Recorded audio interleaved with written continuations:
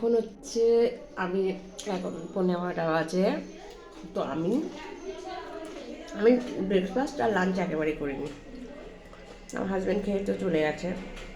এখন আমি লাঞ্চ করতে বসলাম। ব্রেকফাস্ট আমি ইয়ে খেয়ে নিই, কী বলে তোমার ওই এনশিওর খাই, তুমি দেখেছো সকালবেলা। এখন আমি লাঞ্চটা করবো। দেখি কী খাচ্ছি দেখো। ব্রেকফাস্টে আমি শশা খাই। এখন আমি প্রসাদ মন্ত্রটা পড়ে নিই।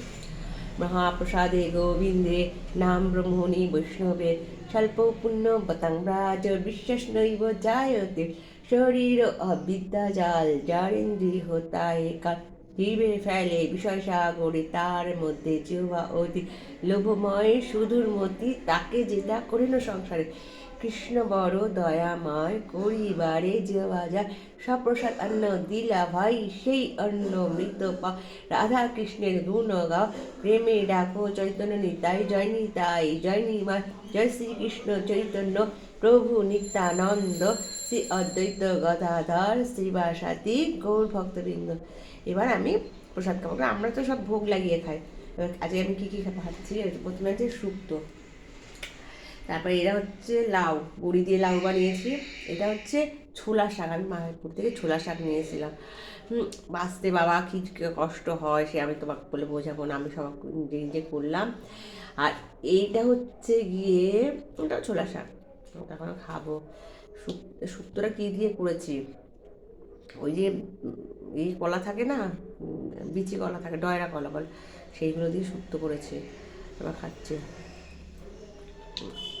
ঝাল ঝাল শুক্তোটা ভালো হয়েছে, ঝাল ঝাল শুক্তো করেছে। হাজব্যান্ড তো চলে গেল অফিসে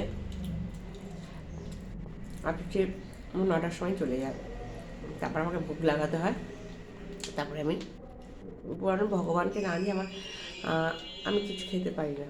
ভগবানকে আগে ভোগ লাগাবো, তারপরে খাবো। যাই হোক, আমি এখন সাথে খাচ্ছি।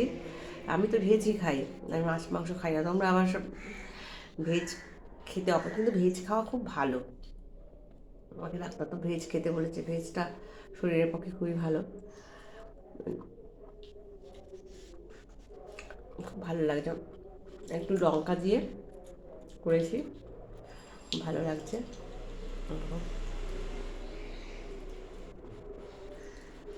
রোজ দিন তো আর পোলাও বিরিয়ানি এগুলো খেলে তো আমি অসুস্থ হয়ে পড়বো। সেই জন্য মাঝে মাঝে শুক্তো খেতে হয়। শুক্তো খেলে শরীর ঠান্ডা থাকে। আর আমার পেটের একটু সমস্যা আছে, তো আমি শুক্তো খাই। যাই হোক, খাচ্ছি এখন। তোমাকে খেতে চাও শুক্তো? আমাকে কমেন্টস করে জানিও। হরে কৃষ্ণ।